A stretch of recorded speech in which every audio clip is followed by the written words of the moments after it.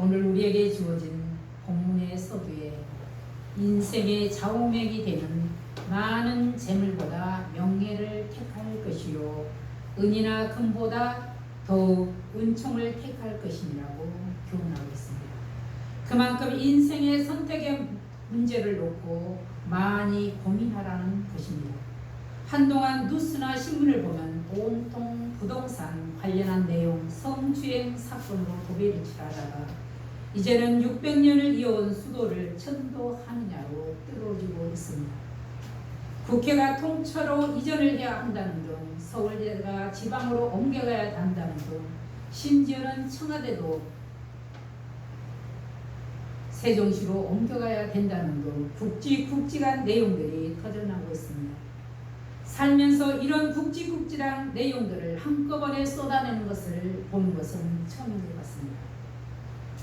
아무리 세상 뉴스가 뜨거운 이슈로 대두된다 해도 가장 중요한 것은 가정의 평안일 것입니다. 두말할 것 없이 기본적으로 가정이 평안해야 다른 일도 잘 할 수 있기 때문입니다. 거기에는 뭐니 해도 가정의 가장 기본이요 기초가 되는 자녀 교육일 것입니다. 성경에서의 가정의 기초가 되는 히브리인들의 자녀 교육에 있어서 인격 형성 기간이라 할 수 있는 5살 이전의 유아는 주로 어머니에게 전인 교육이 맡겨졌으나 그 이후부터는 아버지의 역할이 크게 강조되었습니다. 이러한 면에서 보면 이전의 우리나라 교육하고 방식은 별 차이가 없는 것 같습니다. 5살 이전에는 주로 어머니가 양육을 하던 것이 지금은 맞벌이로 인해서 타가 기관에 맡겨지고 있을 뿐입니다. 그 후로는 교육기관에 맡겨져서 교육을 받고 있습니다. 자녀들이 장성하여 결혼을 한 후에는 또 그 자식들이 교육을 담당한 것도 그렇습니다. 히브리인들의 교육은 주로 구전 방식으로 암기식 교육이 많이 행해졌습니다. 그러던 것이 바벨론 포로 시대를 거치면서 소수의 귀족이나 왕족들에게만 행하여졌던 읽고 쓰는 교육이 포로 시대 이후 일반인에게도 널리 시행되다가 결국 읽고 쓰고 가르치는 교육이 중점적으로 행해졌습니다. 오늘날도 마찬가지입니다. 우리나라가 농경시대에 행했던 가정교육도 히브리 시대와 비슷하게 행해졌습니다. 남자아이들은 아버지를 따라 집 밖에서 할 수 있는 일을 배웠고 여자아이들은 현모양처가 되기 위한 좋은 아내, 좋은 부모로서 합당한 교육을 받았습니다. 그래서 농경시대 여자아이들은 학교 공부보다는 소양, 살림하는 방법, 자녀를 교육하는 법을 배웠습니다. 그런데 히브리인들의 교육으로는 첫째, 하나님의 선민으로서 자신들의 공동체를 유지하고 발전시켜 나가는 데 있어서 가정교육을 그 핵심으로 봤습니다. 그런 이유로 히브리인의 가정교육은 먼저 히브리인들과 하나님의 관계에 초점을 두었다는 사실입니다. 이것이 우리나라와는 그 교육하고는 근본적으로 차이가 있습니다. 비슷한 것 같지만은 내용면에서는 완전히 차이가 있습니다. 하나님의 구원 역사와 하나님의 율법을 가르치는 종교 교육이 그 핵심이 되었습니다. 그들은 가정교육의 특징을 곧 하나님을 아는 것이었습니다. 우리와는 근본적으로 내용이 다릅니다. 그들은 하나님 섬기는 것을 가장 먼저 배웠습니다. 말을 시작하기 전부터 쇠마, 신명기 나오는 말씀을 배웠습니다. 오늘 본문의 22장 6절에는 마땅히 행할 길 아이에게 가르치라. 그리하면 늙어도 그것을 떠나지 아니하리라 그랬습니다. 요즘은 매를 때리면 아동학대로 인하고 신고를 받으면 잡혀갑니다. 그런데 성경은 잘못을 했을 때는 회초리를 드라고 했습니다. 혈기로 때리는 것이 아니라 교육을 차원에서 때리려 했습니다. 그런데 우리들이 성질나면 회초리로 때리는 것, 그것은 잘못되는 진짜 아동학대입니다. 우리나라의 부모들과는 달리 히브리 부모들은 자녀들을 자신의 소유물로 생각지 않았고 하나님이 주신 선물로 생각했습니다. 그런데 우리나라 부모들은 자식을 내 소유물로 생각하는 경향이 많습니다. 그렇기 때문에 자녀들의 교육은 자기 욕심을 채우기 위한 방편이 아니라 하나님께 대한 의무 이행이었습니다. 그러므로 부모들이 자녀에 대한 교육을 소홀히 한다는 것은 곧 하나님의 자녀로 바르게 성장시키지 못한 결과를 가져오기 때문에 하나님께 중대한 범죄로 인식되었습니다.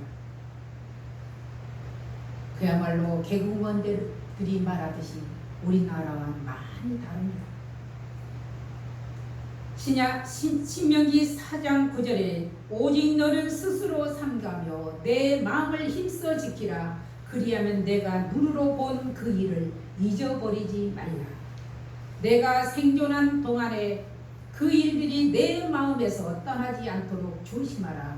너는 그 일들을 내 아들들과 내 손자들에게 알게 하라 하였으며 알게 하는 것이 무엇인가?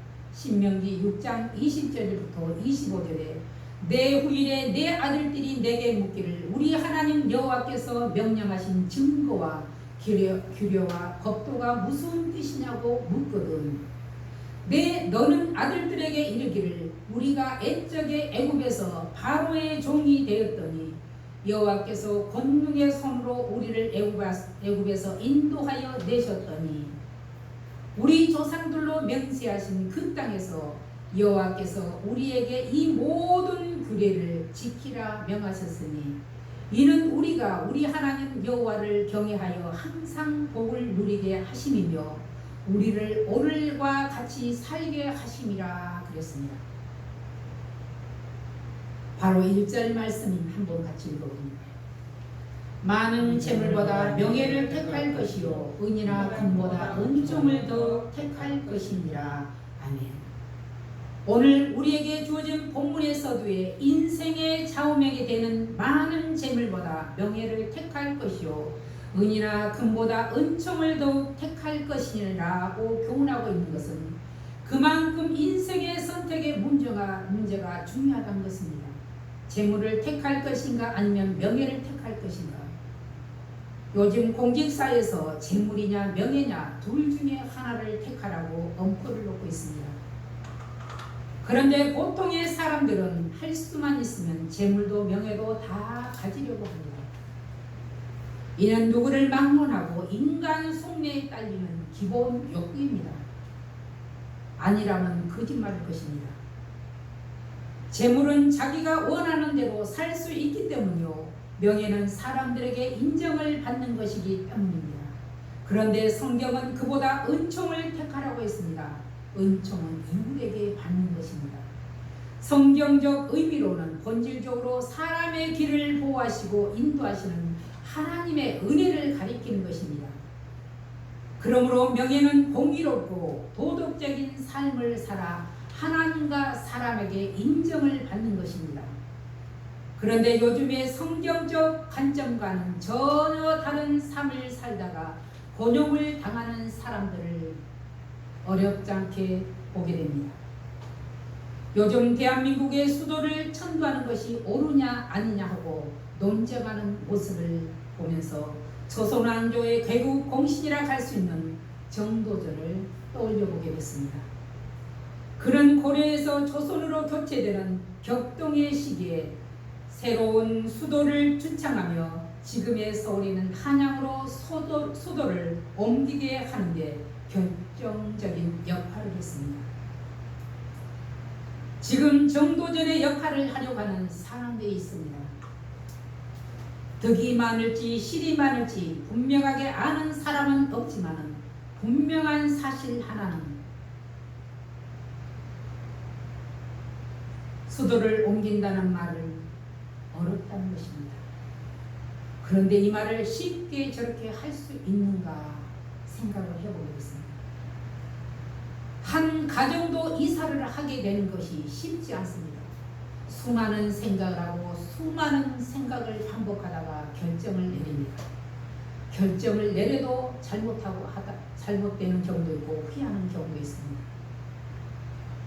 그런데 심지어 수도를 옮긴다고, 한 나라의 대표라고 할 수 있는 수도를 옮긴다는 것을 쉽게 말하고 있습니다. 정도전은 고려말 이색이라는 대학자 아래 이승인과 함께 애제자였습니다. 그런데 이승인은 끝까지 고려를 섬기고 정도전은 이성계를 섬겨서 그만 두 사람은 원수가 되었습니다. 같은 스승 아래 교육을 받았지만 서로 이상과 사상이 다름으로 원수가 되었습니다. 임금은 이승인을 영남으로 기양을 보냈는데 정도전은 충분히 애친구를 살려줄 수 있는 능력이 있음에도 불구하고 자기의 이익을 위해서 부활을 시켜 곤장 수백 대를 때리고 말 뒤어 매일 달리게 하여 죽이고 말았습니다. 그런데 후에 정도전은 자기의 세력을 더 넓히려다가 그만 태종 이방원에게 발각되어 지난날의 공로를 생각하여 목숨만은 살려달라고 애걸했지만 너의 친구 이승인을 너는 어떻게 죽였느냐며 너는 본시 간악한 심성을 지녔으니 그 심성 때문에 너는 죽는 것이다. 누구를 원망하겠느냐며 사약을 내렸습니다. 지금 이 시대를 보면 진한 정권은 적폐라 하면서 무조건 반대하는 경향이 참 많습니다.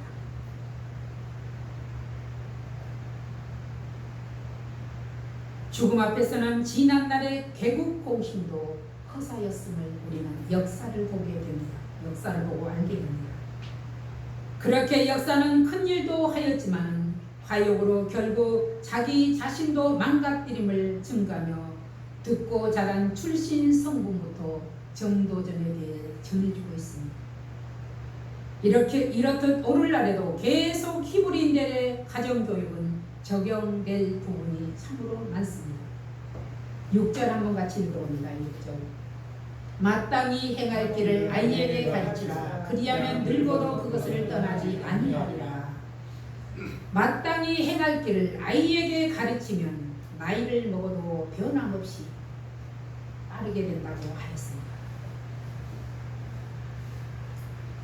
처음부터 옳고 그른 길, 경건의 길, 순종의 길을 알 리는 없습니다. 옳은 길, 경건의 길을 순종하도록 계속 훈련하고 그 아이의 본성과 재능, 재질들을 고려하여 교육하여 하는 것이 참 교육입니다. 그런데 우리들은 내 생각대로, 내 방법대로 하는 경향이 너무도 많았습니다. 한마디로 무식하다 그 말입니다. 특히 성윤리의 붕괴와 더불어 가정해체는 어린 인격체계에 큰 상처를 남겨주고 이런 상황을 겪으면서 성장한 사람들은 그렇지 않는 사람보다 사회에 대한 불완전한 이해와 극한 이기주의와 함께 배타성과 잔인성을 삐뚤어진 성향이 훨씬 강하다는 것을 보여줍니다. 과거에도 그렇고 현재도 마찬가지입니다. 이를 부인할 수가 없습니다. 우리나라 속담에 3살 버릇 80가지 간다는 말이 있습니다. 시대를 불문하고 유아기의 교육이 평생 삶에 지대한 영향을 미친다는 말입니다. 그래서 유대교에서는 12살까지 하나님의 말씀을 통해 철저한 교육을 시켰습니다. 참으로 신구약 어느 시대를 막론하고 히브리인의 가정교육을 보면 다른 어느 민족보다 가정교육을 중요시 했음을 알 수 있습니다. 그 이유는 결국 심는 대로 거두기 때문입니다. 우리나라 속담에도 콩 심은 데 콩 나고 팥 심은 데 팥 난다는 말이 있습니다. 신앙에 입각한 가정교육은 어린아이의 평생을 좌우하는 귀중한 법의 일수밖에 없습니다. 잠언의 기자는 슬기로운 자와 어리석은 자의 특징을 개조하며 교훈하고 있습니다. 어디서거 재앙을 당한 자들에 대해 언급하고 있는데 이는 재앙으로 나가는 자를 어리석은 자라 했습니다. 그리고 악을 뿌리는 자는 재앙을 거두리니 그 분노의 기세가 새하리라고 했습니다. 22장 8절을 한번 읽어봅니다. 8절. 악을 뿌리는 자는 재앙을 거두리니 그 분노의 기세가 쇠하리라. 아멘. 어리석은 자는 주의 교훈과 책망을 받지 않는 자입니다. 그리고 이를 불량한 자, 악한 자라고 하였습니다. 그리고 혀가 패역한 자라 하였습니다. 어리석은 자는 혀가 패역한 자라. 패역한 혀를 가진 사람은 근본적으로 그 심령이 사특하여 자기의 그릇된 생각을 주장할 뿐더러 하나님 말씀 듣기를 거부한다 했습니다. 무엇을 심든지 심는 대로 거두게 하시는 공의로우신 하나님께서는 반드시 그 사람의 행위도로 보응하십니다. 민수기 19장에는 너희가 말한 대로 내가 너희에게 행하리니 했습니다. 우리의 입술이 말한 대로 행하리니, 그러니까 우리의 입술로 인해서 우리가 복락을 누리고 산다 했습니다.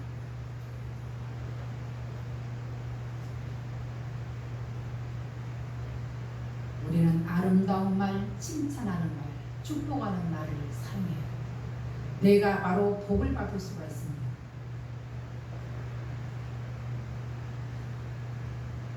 그런데 어리석은 자는 먼 곳을 보지 못하고 당장 눈앞의 이익만 추구하려다가 함정에 빠져 사람들의 조롱거리가 되고 수치를 당하게 됩니다.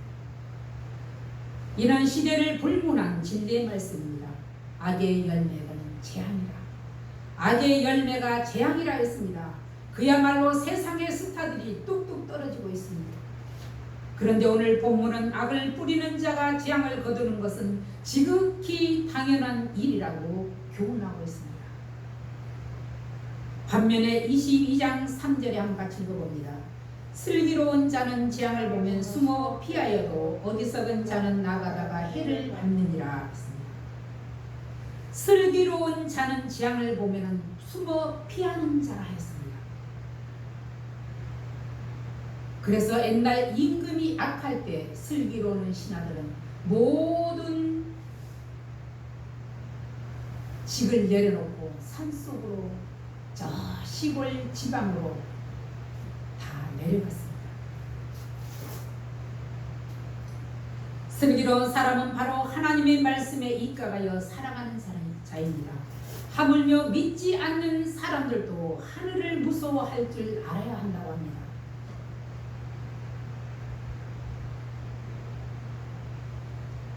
슬기로운 자는 당장 눈앞의 일만 보고 판단을 내는 것이 아니라 그 뒤에 숨겨진 여러 가지 상황을 살펴 사려 깊게 생각하고 신중하게 결정을 내립니다.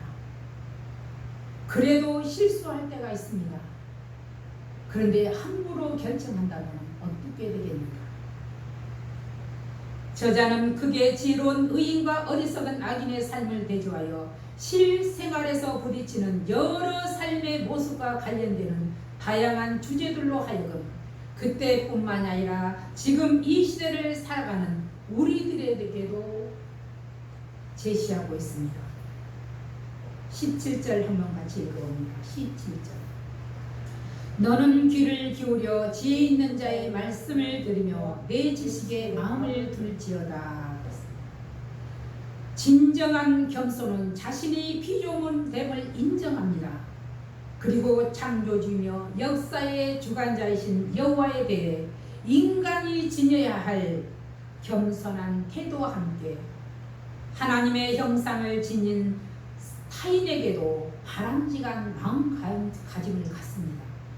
나만 귀하신 것이 아니라 저도 하나님의 형상을 가진 하나님의 백성인 것을 알고 맞게 대접한다 이 말입니다. 이처럼 세상에서의 윤리와 도덕도 외형적인 행위뿐만 아니라 마음도 중요하다 했습니다.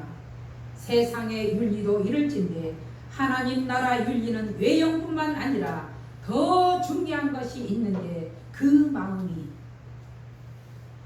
하나님 앞에 바로 서는 것입니다. 하나님 앞에 바로 서는 것이 하나님 나라의 윤리입니다.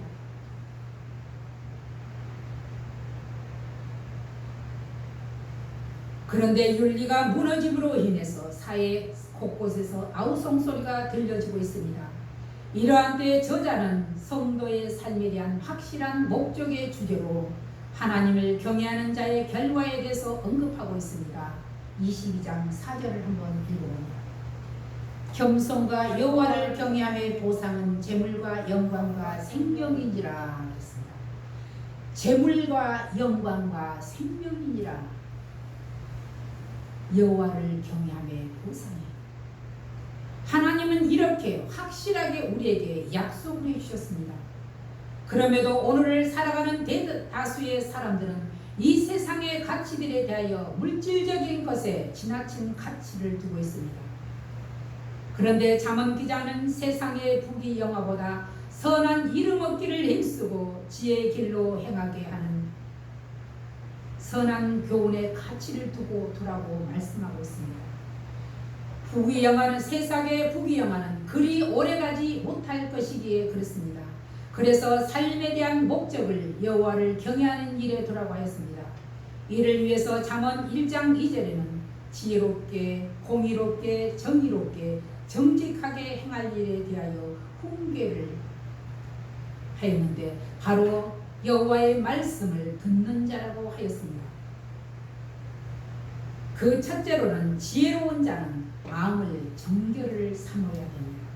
11절 한번 같이 읽어봅니다. 11절 마음의 정결을 사모하는 자의 입술에는 덕이 있으므로 임금이 그의 친구가 되느니라. 아멘. 임금의 친구가 될 때 그 사람의 지위가 어떻겠는가?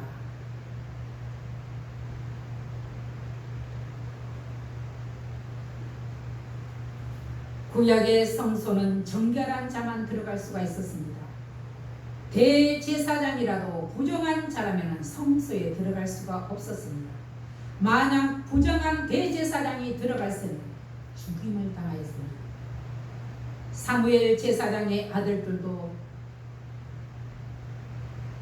부정하여 죽음을 당하고 말았습니다. 하나님의 성전에 봉사하는 자들을 간음하였고 성폭행하였습니다. 하나님께 드려져야 할 음식들을 재물들을 맛있는 부분을 그가 먼저 먹었습니다. 그러다가 하나님의 불이 나와서 그들을 태워 죽였습니다. 이사야 선지자는 선포하기를 심지어 성소의 기구를 매는 자도 스스로 정결하라고 하였습니다. 사도 바울도 사랑하는 영적 아들 디모데에게 내 자신을 지켜 정결케 하라고 당부하였습니다. 구약 성경을 보면 욥이 이런 성품을 가진 자였습니다. 그래서 그런 의인 욥의 고난을 통해서 완전한 의인 예수님의 고난 받으심을 욥의 고난을 통해서 보여주신 것입니다. 두 번째는 지혜자의 말을 들어야 합니다. 지혜의 근본이 누구입니까? 잠언 9장 10절에는 여호와를 경외하는 것이 지혜의 근본이요 거룩한 자를 아는 것이 명철이니라 그랬습니다.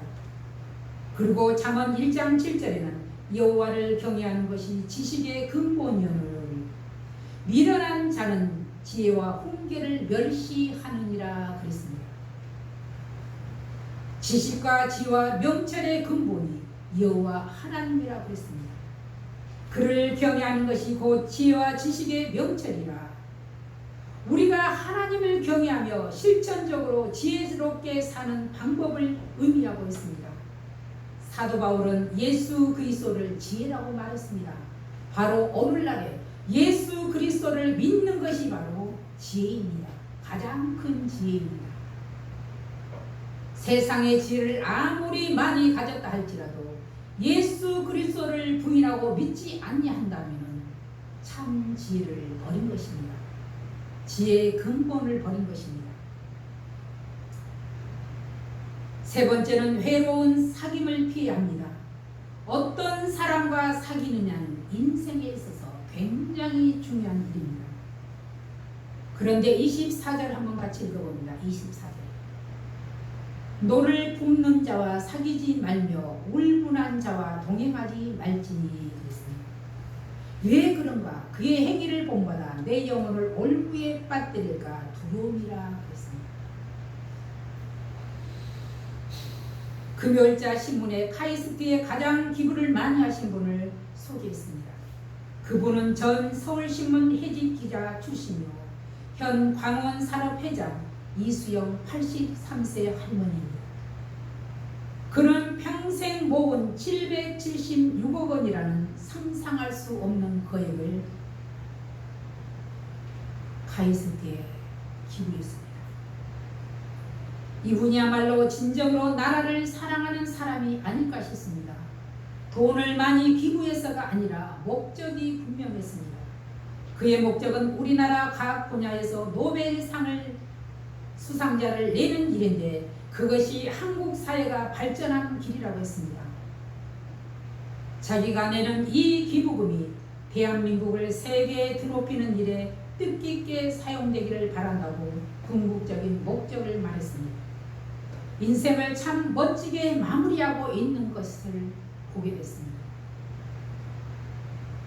아마도 그는 미국에서 오래 살면서 기독교 정신을 배웠기 때문이지 않을까 싶습니다. 그는 기자가 왜 모교인 서울대 가지고 카이스트냐고 물었을 때 전 선한표 총장의 인터뷰를 듣고 그의 진심이 느껴져서 결정했다고 합니다. 진심은 사람들의 마음을 열게 하고 보게 합니다.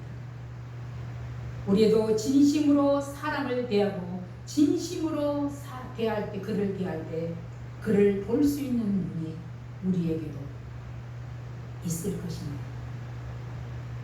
저와 여러분 모두가 사람들의 진실과 의로움을 볼 수 있는 해안이 열려지기를 주의 이름으로 축복하며 기도하겠습니다.